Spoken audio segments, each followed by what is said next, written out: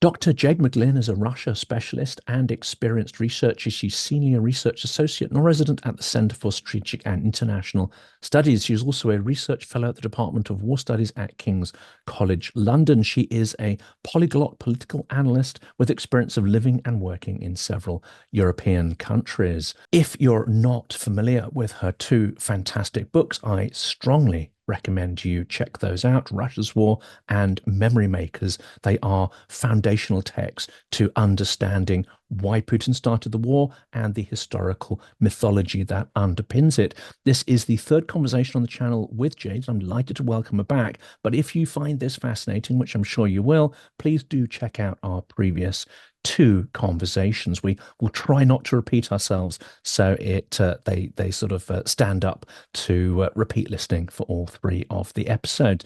Jade, welcome back. Yeah, thank you for asking me back. Well, you've written two articles which we're going to cover off in this, and of course we are going to put links to those articles in the description so people can get the full breadth of your experience and insights in those. But one of them has the, I would say, dramatic, not overly dramatic, but the dramatic premise in it that Western policy is teetering on the edge of an epoch-defining failure. But, I know we both go to numerous events. There are not that many people, it seems, who share this idea, who have immersed themselves in sort of issues of foreign policy and diplomacy and so on throughout their lives. Where does this disconnect come about? That's a great question. I have to be honest with you, I actually don't go to that many events anymore in the UK because I find it too frustrating, for exactly the reasons that you just brought up, because I do find this utter disconnect. I mean, for your listeners, understanding I split my time between the UK and my second home, which is in Kharkiv. And I find the disconnect mind-boggling and abstract, and there are lots of different reasons, and I have a feeling we'll probably get into some of those reasons, but I think the overwhelming one for me is just a real absence of understanding of what is happening in Ukraine, in the East in particular, because I think it's fair to say that, even Kyiv, but especially further west, they have a very different experience, day-to-day experience of the war, obviously, as compared to places like Zaporizhia or indeed Kharkiv. And the toll that the war is taking on people's psychiatric state, the toll that the death, the destruction is taking, I think is hugely, hugely underestimated here. I think we have a good understanding in the West, in the UK especially, of what's happening militarily, but we lack that kind of sociological, societal understanding of Ukraine, or indeed of what's happening inside the military to really explain why the morale has become so low in some parts, to explain why there are problems with mobilization. What do these problems stem from? And I think it's not just a failure of the West. I think there are some failures from from the Ukrainian side too. That said, I tend to be a little bit more forgiving of failures from a country that's fighting an existential war than I do of countries and individuals from countries that are not fighting an existential war. So there are failures on both sides, but I think one side, at least to my mind, has a bit more, should at least be given a little bit more leeway in those failures. And it's extraordinary, isn't it? I mean, the distance, I guess, between the Second World War and now means there are certain things that we fail to understand, and there are certain mythologies that have arisen. We don't tend to focus on things like the criminal epidemic that happened in the Second World War that was hushed up, the Mhm. huge wave of sexually transmitted diseases, and the numerous Mhm. failures that politicians like Churchill made. There's a certain mythologizing that happens, but also the what must have been the immense trauma of people both fighting and being under bombardment. That kind of gets washed out in history, and what we're left with is the positive stuff. We're left with all the resilience and the good news on this, and to an extent, maybe we're looking at Ukraine, through that lens of a particularly Mhm. mythologized history of our own. Yes, I think so. I think that's exactly what's happening. And that's, you know, to a certain extent, as far as it's about narrative building, that's fine. But unfortunately, I think when it gets to the point where it's interfering with, or even, God forbid, replacing situational analysis of what is actually happening in Ukraine, and therefore we're not providing Ukraine with the support that it needs, that's when it becomes a problem. And I think we have reached that point. I think we reached that point quite some time ago. And I think that's where the issue is. But I completely agree with you. I mean, everybody remembers about how, you know, everybody underwent rationing in the Blitz and, you know, everybody stuck together. And obviously you can, you know, look at pretty much any first-hand account and and find evidence of, you know, people or references, sorry, to the black market, you know, and to people trying to screw other people over because that's what happens. And it's especially what happens during war. I mean, mankind we're all deeply, deeply flawed, and we all have our good sides and our bad sides. And war is a terrible, terrible thing. And actually, people's bad sides are more likely to come out than their good sides. And of course, mistakes are made. It seems we're less forgiving of mistakes, and we expect our leaders to Mm, somehow be sort of flawless and exemplary. Well, mm. I mean that's I'm going to have some interesting conversations over the next couple of weeks about some of the detail there and try to look at that in a balanced, rational way. But before we go into some of the detail of the article, I have to bring up this question, and I did ask this to Lawrence Friedman at an event I was at yesterday. Um, and this seems to me one of the most important things that's happened in the last 3 years. This is the appearance of North Koreans who are being kitted out in Russia. It's said up to 10,000 potentially in a first tranche will be appearing. We don't know exactly whether they'll be on the front or replacing Russian troops. But in your view, is this currently more important as a strategic and escalatory step as opposed to the any tactical advantage that it might give Putin? I think it has importance in both. For example, I mean, Russia itself is struggling with men, though it has far more men than Ukraine. And this is, you know, another influx of men, of bodies, just getting bodies there. And, you know, the whole Russian, since the, I think it's fair to say, failed three day taking of Kiev, you know, generally their strategy has gone back to your kind of standard Russian, Soviet Russian Empire before that tactic of just throw men and just have not better equipment necessarily, but more equipment. And in the end, you know, grind down in a war of attrition. And that's what they're doing. And I think that the current pace is not especially sustainable for the Russians either. And I think it's obviously with an eye to the upcoming elections in the US. But right now, Ukraine is really, really struggling. It's, you know, it's a really, really dark time. And I think we are at the point where nothing is inevitable. But if somebody called me and said, this part of the front has collapsed, I wouldn't be shocked. I'm not saying that's going to happen, but I'm saying I wouldn't be shocked based on everything that I hear.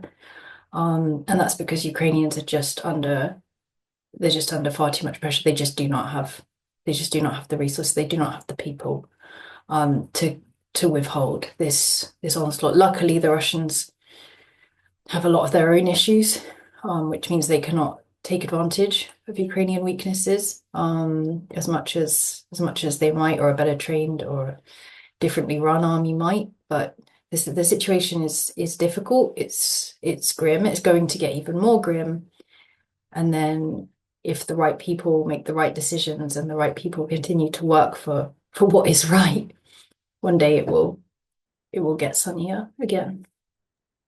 Is it possibly the case that if the West wakes up and if the strategic supply of equipment was to be made in time for it to be impactful, whereas we've seen over the last 2.5 years that where equipment has been made available or new capabilities, it's almost always lagging months behind the request that was made and lagging months behind the period at which could have had peak impact in giving Ukraine advantage. Mhm. If we change that dynamic, might we reach a point where actually it no longer helps because Ukraine physically doesn't have the manpower and the skill to deploy and use Mhm. those munitions? I think we've reached that point, and I don't think that the West is going to wake up. So I think instead there has to be a real focus, which is why in the kind of the second article you mentioned, I think that the focus right now should not be on victory. I don't think that victory right now is possible. I'm not saying it isn't possible in the future, and I'm not saying that it never was possible. It certainly was if different decisions had been made. However, it's not possible right now. I think right now what needs to happen is to stop the bleeding. I think we need to stop Ukraine from bleeding out. We have to get it to a stable state, and only then can we start to think about other operations, to bring it back to full health. I think right now, that's what's urgently needed. And the longer that we kind of have debates around, oh, should their 2014 borders, does that include, this or that? It's just really not relevant right now. It is like talking about what, nail varnish color somebody should have when they're on an operating table. It's not important. It's important for later on. And I think, yeah, I we'll have to see how the West responds to the arrival of the North Korean troops. But I think the thing that overwhelmingly strikes me about it is just how much of a laugh, a sort of nasty cackle in the face of the West it is, because we're sitting there arguing about whether or not Storm Shadow missiles can be used against Russian sites of mass destruction that are used, to kill civilians. We're arguing or quibbling around this. And in the meantime, North Korea sent 10,000 soldiers. I mean, we're a joke, like the West is a joke. And this, not to be alarmist, people do not seem to join the dots on these things with other forms of operations. There was an interesting phrase last night used at this event I was at where it said, "We are not at war."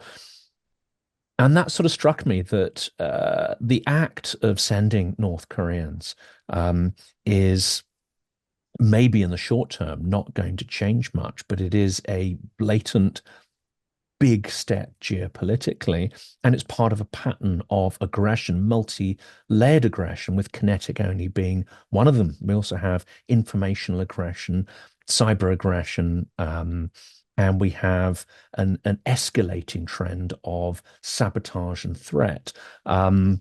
To not just activists, but also potentially to people in government who are involved in the defense industries and in foreign policy and so on. This seems to be on a dramatically escalatory path. And yet, asking most people, even experts in the field, they will come out with this phrase, "We are not at war." Does Putin see it this way? I suspect not.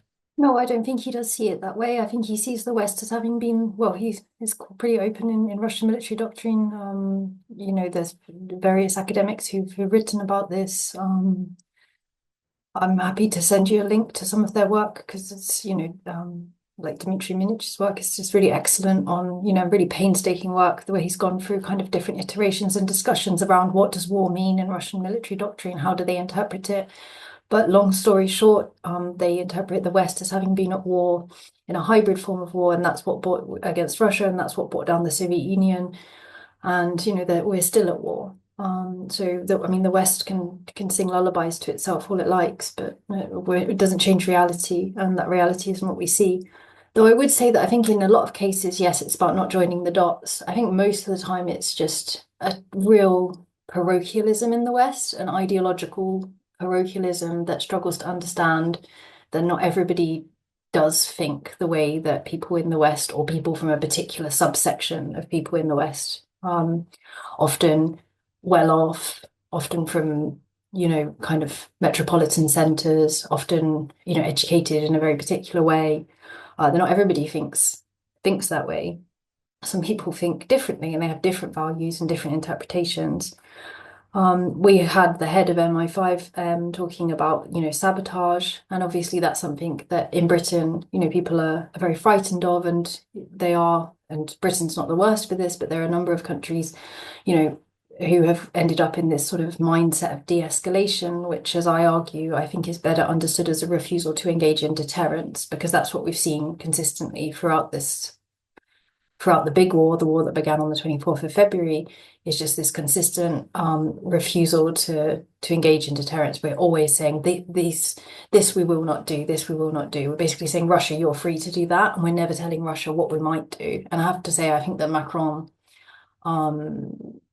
interventions there have been helpful, because they've just reminded us that, deterrence is a thing, and it's helpful because the idea that, first of all, Russian escalation means nuclear escalation, which is often how the conversation is framed. I think, first of all, that's flawed.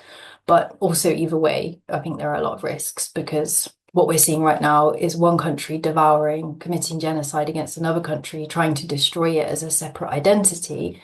And they're using very successfully nuclear blackmail to do that. And everybody's going to learn lessons from that. Big countries are going to learn lessons from it, nuclear states. But also smaller countries are going to learn lessons from that. Namely, we need to get nuclear weapons as soon as possible. And I think that as somebody who would not like to see nuclear proliferation, as somebody I think like everybody probably in this world who would love to have a world without nuclear weapons, I think that the consequences of this current policy in Ukraine will be catastrophic. And I think that not enough people, or if they have, nobody's listening to them, have sat down and worked out what a Ukrainian defeat, and there are various forms it could take, would mean for the West, for Europe, and for us geopolitically. And I think in order to have that conversation, we also need to start being a bit more honest about the whole situation, namely that we are supporting Ukraine because it's in our self-interest. It's in our self-interest to support Ukraine, not because we're nice guys, not because we don't like dictators, not because it's terrible to take away a part of another country's land. It is all those things, but that's not why we're helping Ukraine so much. We're helping Ukraine so much because it's in our self-interest. And we need to sit down and work out exactly how much is in our self-interest, because right now, our current strategy has failed. And it's going to continue to fail, and Ukraine will bleed out. This is what the current trajectory shows, unless there is a shift. There could very easily be a shift. I hope there is one. There is some reason to hope that there could be one.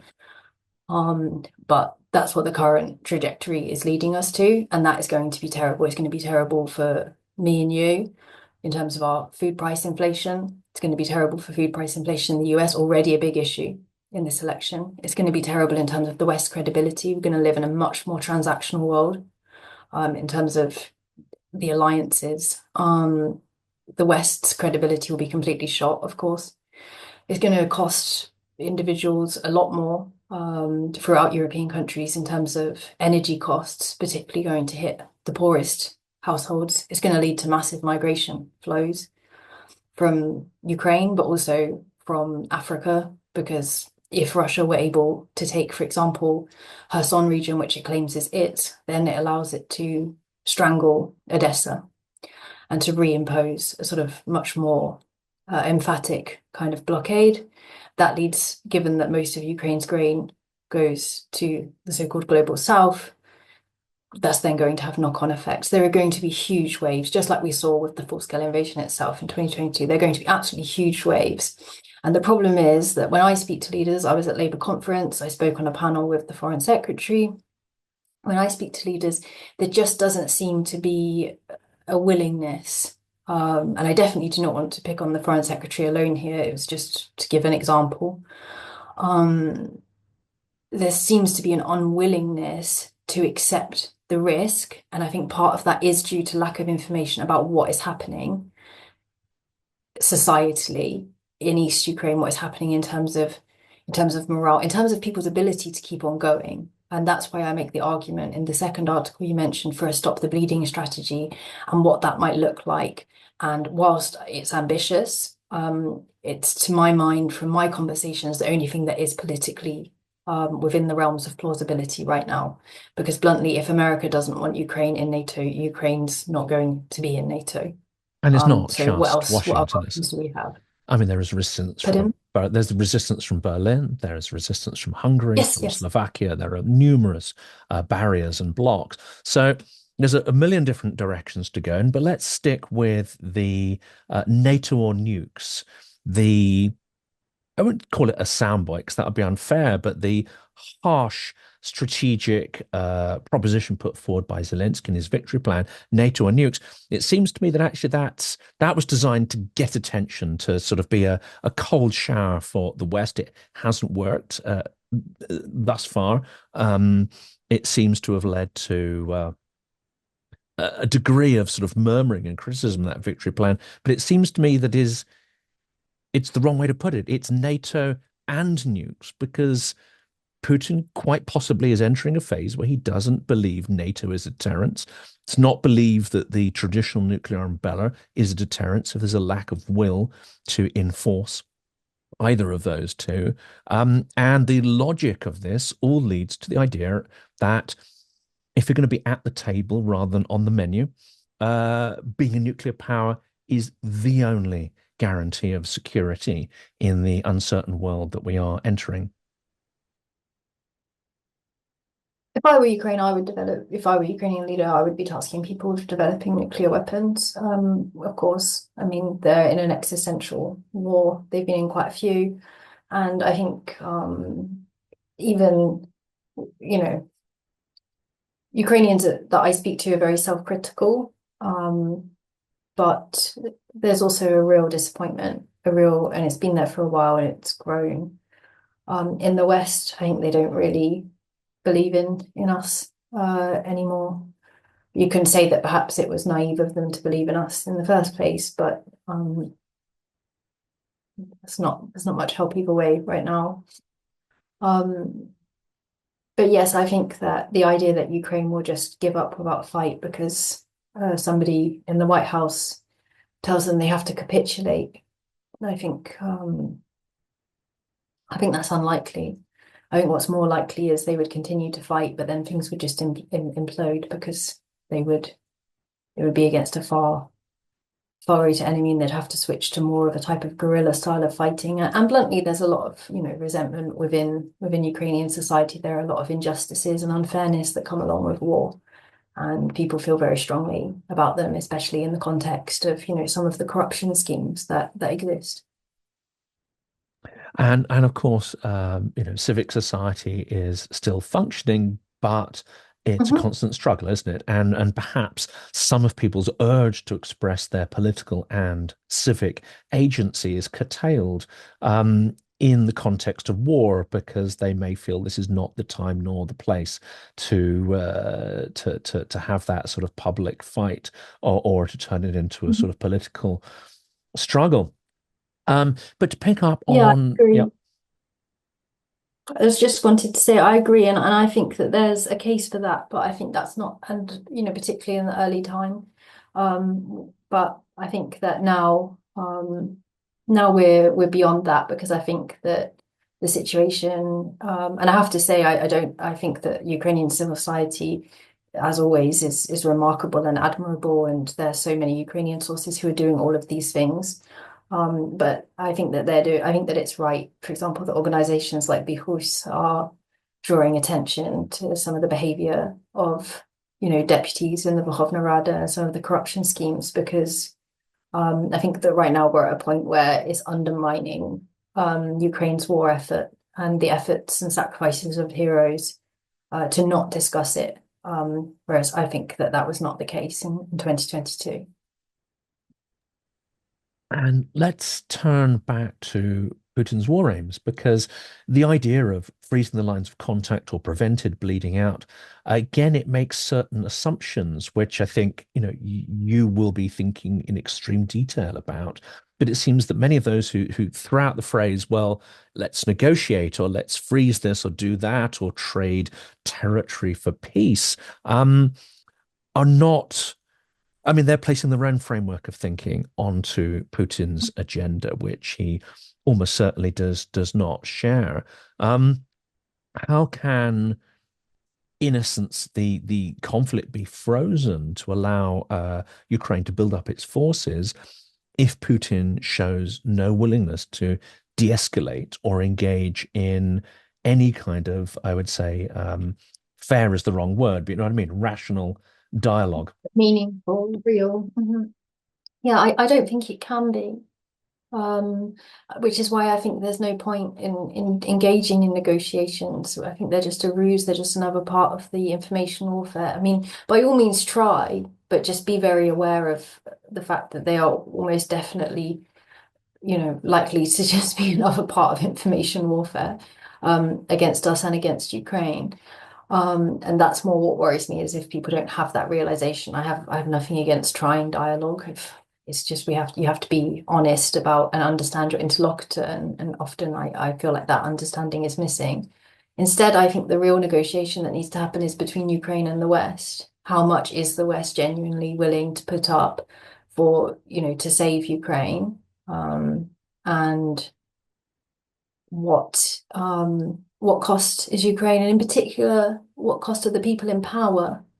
What conditions are they willing to accept for that? I think that's the negotiation that needs to happen.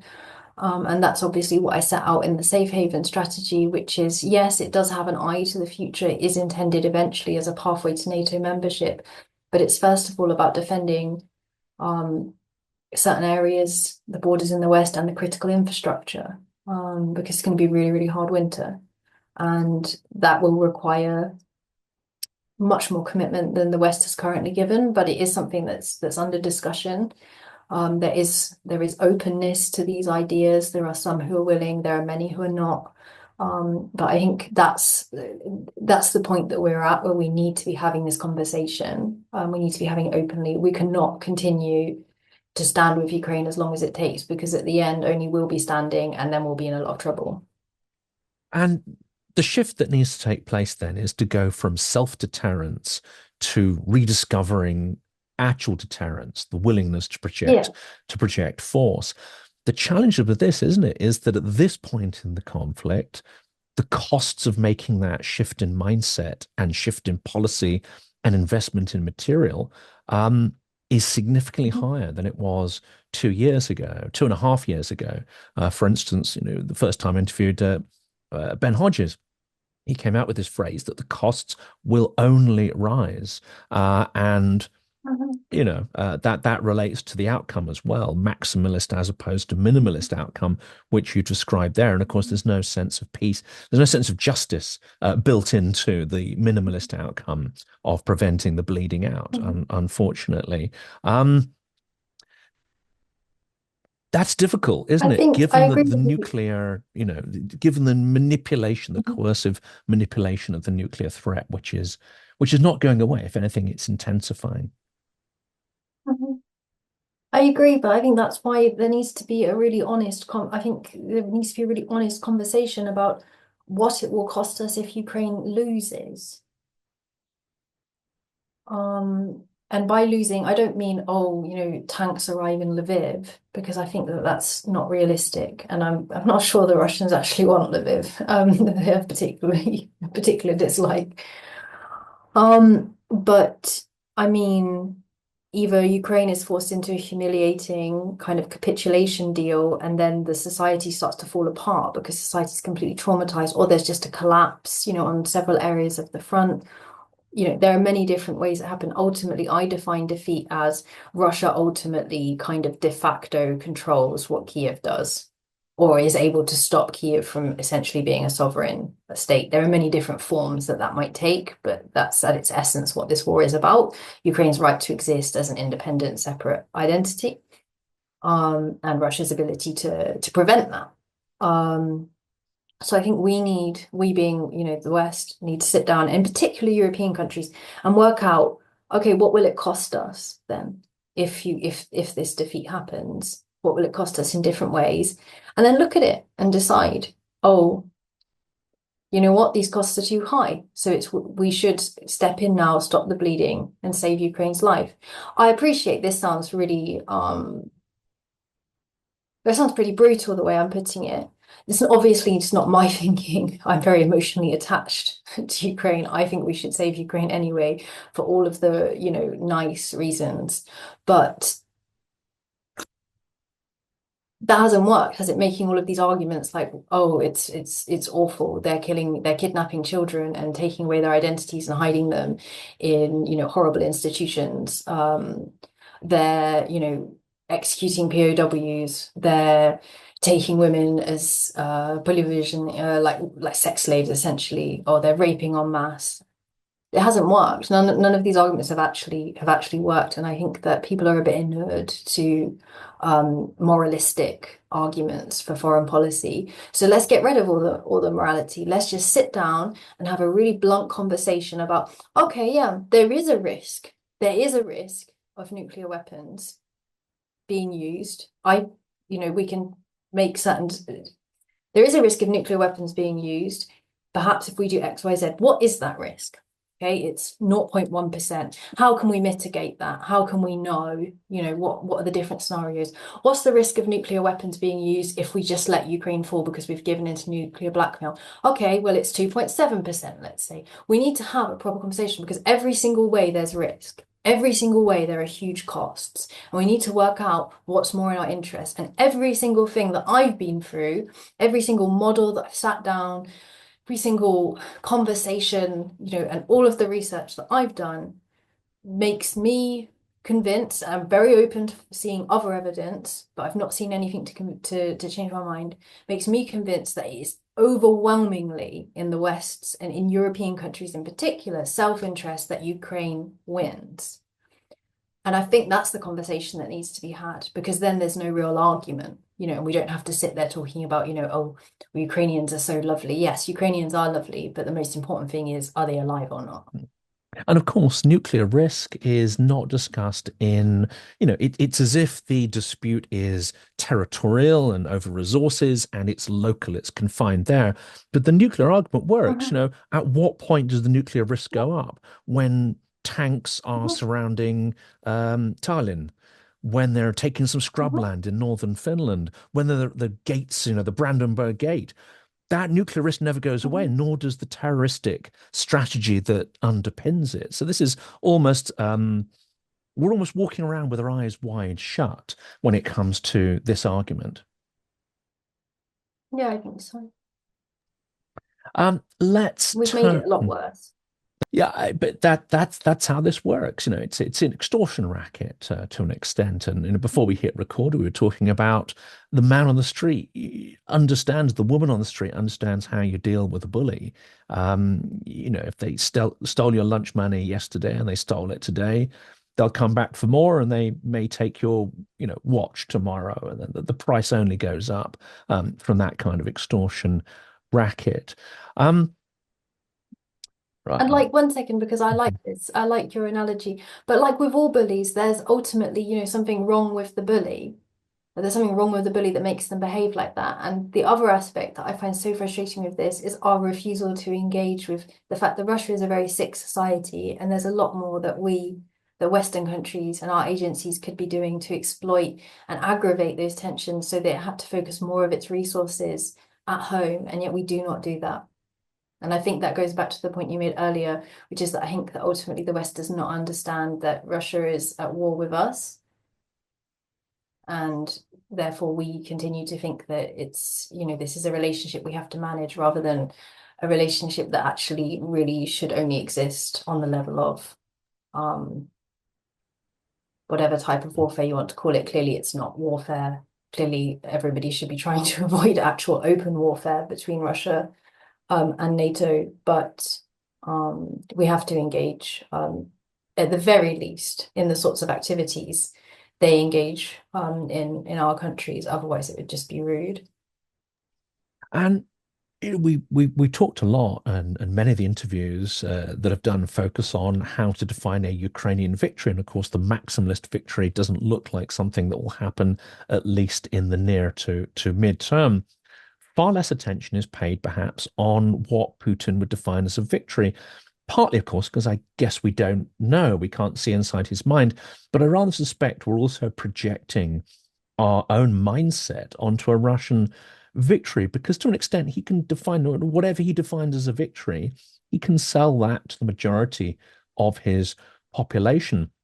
Might victory in Putin's terms be total impunity for his crimes, resumption of Russia as perceived as a global power, and the ability to control the narrative around the war? we don't think of victory in these more abstract senses about controlling the narrative, mythologized, invented histories. But we know that Putin's regime is very much built on a mythologizing historical process and lies. Yeah, I mean, for me, I always think General Zaluzhny had the best definition of what is victory. Victory is when the Russians don't come back again. So stopping them from attacking Ukraine again in the future. And I think it just sums up everything. In terms of Russia, I think I find it quite easy to understand what Putin would see as a victory because he's been rather consistent in terms of what he wants from Ukraine.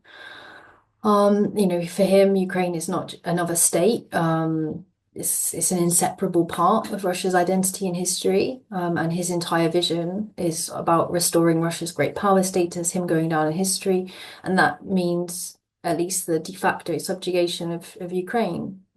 If he were to abandon this war against Ukraine and he's restructured the economy, society, and education system to continue it, so I see no evidence why he would abandon it. But if he were to abandon it, he would also have to abandon Russia's claim, in his view, to historical and geopolitical legitimacy. He's shown that he's willing to weaken Russia, in our view. I mean, in terms of economically, in terms of its kind of status on the world stage. He's shown he's willing to do that in order to erase Ukrainian independence. And I don't think that he will give up. I don't think he'll abandon his agenda for Russia, and I don't think he will abandon his assault on Ukraine. He may pause it if Russia got to a point where it was so weak it couldn't continue. He could pause it, and then maybe he would be open to negotiations. I don't think that's what we see right now because I think Russia understands it's in the ascendancy. But ultimately, I mean, I don't think Putin's worried about being punished for his crimes. I think he understands, and I'm inclined to agree with him on this one, that he basically has total impunity for what he's done. And I think that he believes, well, he openly states, and you can go back to, even the national security strategy of 2021 or the foreign policy concept of 2023. So it's not just about Putin, it's kind of a regime ideology, but ultimately that the West is degraded, that it's on its way out as a great power, and that Russia will endure this pressure from the West. Russia will continue the war, and eventually the West will grow tired and not interested. And they'll they will wait it out and they'll win. I think he is committed to winning, and I think our leaders instead pretend that are more interested in, oh, but how can we define what is winning? Oh, how can we define what is losing? And ultimately, I think it's pretty easy to define it. Does Ukraine get to exist as a functioning, independent, separate state with a sovereign right to choose its own alliances, or does it not? And you choose its mindset, choose whether it wants to align with, and choose whether it has the power to change, evolve, innovate, and so on, which are not necessarily features of Russia's vertical. And that brings me on to that. This may be another area where we are simply foisting our own preconceptions onto things, because Putin seems to have very effectively harnessed the traditional structure of the Russian economy, which is essentially an extractive economy where the state controls all resources and the distribution of resources, largesse, status, and so on. And if you don't show loyalty within that system, then of course you're ejected from it, materially and physically. In some senses, he's made the entire population complicit in his crimes. And that, I think, is maybe part of the entire objective there. So again, we look at this and we think, well, eventually there's going to be a revolution. Eventually people will get sick of this. Eventually they'll revolt. It seems, and from your article, you state that actually the very systemic nature precludes really the possibility of any of this happening. So what we do is we focus on canonizing Alexei Navalny, an effective communicator, an effective manipulator of media, and in some senses brave. But we seem to, again, foist heroes and villains, simplistic kind of narrative onto these things, possibly misconstruing how Russia works and where it may go in the future. I think I mean on Mr. Navalny, I think he was very brave, and I think that he was a hero, but for Russia. And that doesn't mean he's a hero for Ukraine. He certainly isn't one in the Ukrainian context. But for Russia, I think what he did was heroic. I think that unfortunately many people in his team, I think, are not living up to some of the sacrifices, to the many sacrifices and the ultimate sacrifice that he made. And I think it's, you know, it's really quite sad to see the tawdriness of their behavior. Um, but I do agree with you, of course, that, you know, I think Russian opposition is probably not the right term. I think we're probably talking about Russian dissidents. I think there's a reason to support them, because I think that in itself it's a good thing to keep a different vision of Russia alive. But I think we all have to be very honest that the chance, you know, there's literally probably more chance of me coming to power in Russia than some of these people. So That would be a you know, welcome we have to be realistic innovation. Yeah. and understand that there's not much political utility in supporting them. But that doesn't mean there's not utility. I think it's important. But I think it's important for different reasons. Not because these people are a genuine opposition. So I think the bigger issue just comes back to the fact that we in the West do not have a strategy. We have a strategy on what to do with Russia, and we don't have a strategy on what to do with this war. You know, stand with Ukraine as long as it takes without defining what it takes means. That's not a strategy. That's a slogan, and actually, bluntly, a really annoying one. Um, and therefore we're constantly looking for ways out, you know, ways to kind of fudge it, ways to get ourselves out of this, to be fair, very terrifying situation. More terrifying, I have to say, much more terrifying in Kharkiv than in London yet. Also perhaps less urgent, so you don't have to sharpen your mind so much. But I think that part of this, you know, oh, is Putin going to die? Oh, are the elites going to take Putin? Oh, will there be a revolution? I think we're looking for Russia to save us from itself, and I don't think that's going to happen, though I sympathize with why people might want that. I think that isn't going to happen. And I understand why Russian dissidents would also want to sell that argument. I can understand, you know, and maybe deep down they believe it. I don't know. Obviously, there's a lot, you know, Russia's a very atomized, you know, atomized and individualistic society, and people do often exist in echo chambers. Maybe they genuinely believe that their views are more widespread than I think appears to be the case, according to all of the evidence I've ever seen and my own kind of 10 years of living in Russia on and off. Maybe they do genuinely believe it, but I think it's worrying because it gives certain groups of people who do have a fair amount of power in terms of defining strategy and policy approaches another way out, another reason to not tackle the big issue, which is that Russia's not going to give up trying to assert control over Ukraine, and Ukraine is not in a position to resist that successfully on its own without, you know, much more help, but also without some pretty strict conditions, I think, being attached to that help to stop some of its own self-destructiveness that we're seeing right now. And this isn't something that I feel that comfortable talking about. To me, I feel very unfair as a Westerner talking about Ukraine's flaws, but I've had many soldiers, sometimes in tears, over these schemes, over this corruption, over not being able to get their friend the proper amount of support to which they're entitled because they don't have the money to pay a bribe, so that the doctor says, yes, he has lost his foot, even though this friend has very much lost their foot. So I think that it's at a point where it's undermining heroes, and ultimately my loyalty, and I think all of our loyalty should be towards, you know, Ukrainian patriots and those who are fighting, and not towards apparatchiks in Kyiv. Well, the last question, because I know we're coming to the end, it really relates back to some of the things that have come through and not listening to those who are there in the front line, those who perhaps are closest to understanding the Russian mindset. And of course, all Ukrainians understand Russian. They can listen to the propagandist and the original. They can get the full genocidal toxicity. Plus, Ukrainians have been on a journey of rediscovering their own history of colonial enslavement and suppression and so on. And with that, has come also, the awakening of history has come an awakening activism from the various revolutions as well.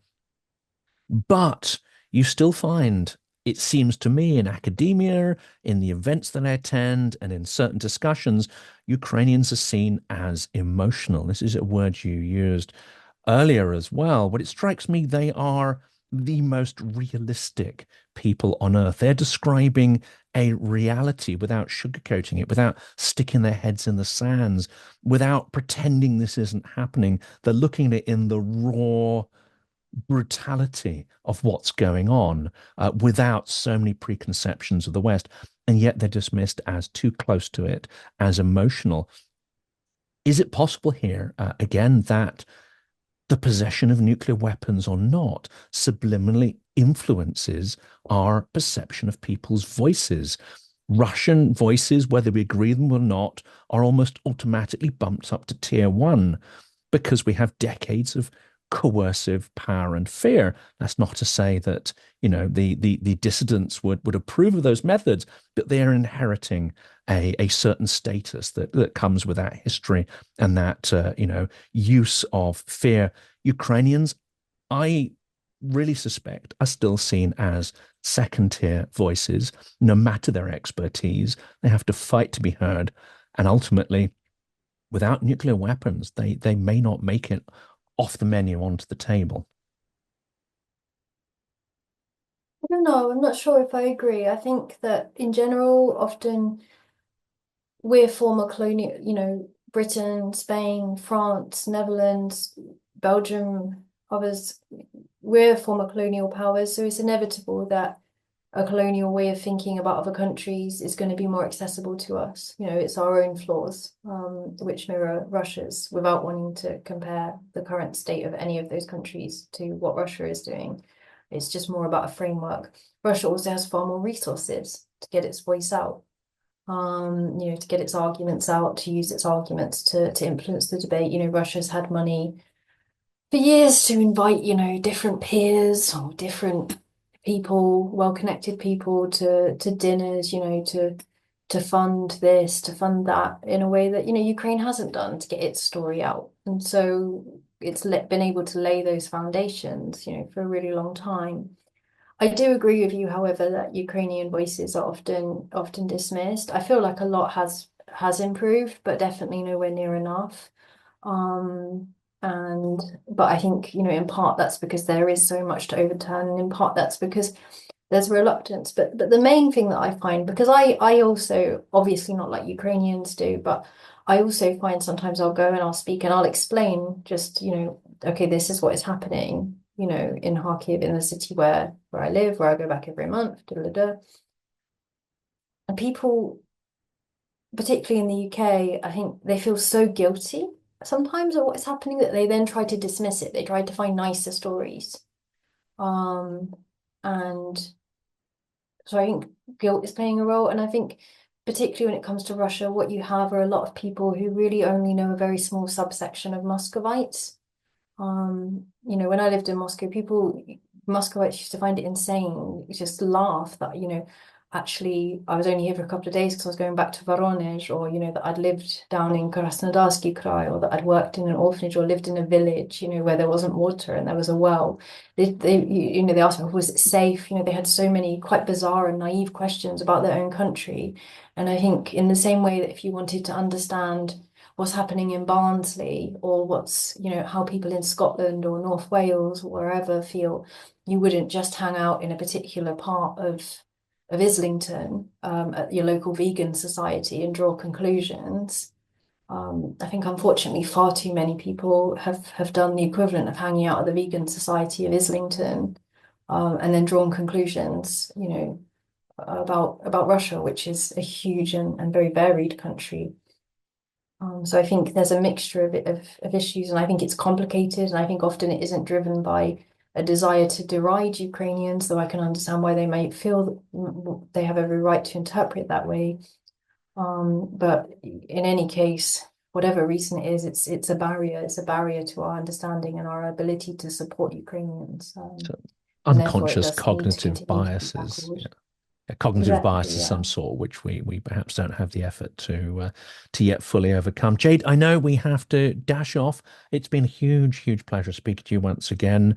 Thank Whenever you you. post about your regular trips to Kharkiv, I think all of us are sort of privately hoping and wishing you safe passage and, of course, success in your endeavors there as well. Thank you so much.